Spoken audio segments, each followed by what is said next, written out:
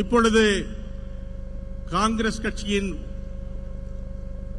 பிரச்சார பாடலை மாண்புமிகு தலைவர் ராகுல் காந்தி அவர்கள் வெளியிடுகிறார்கள்.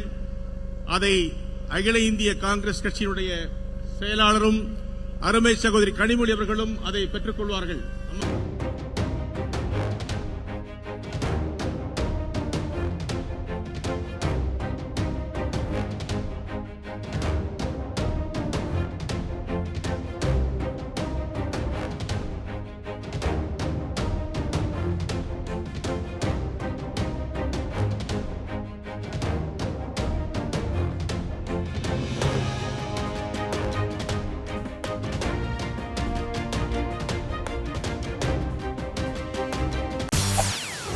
செய்திகளை உடனுக்குடன் தெரிந்து கொள்ள உடனே சப்ஸ்கிரைப் பண்ணுங்க.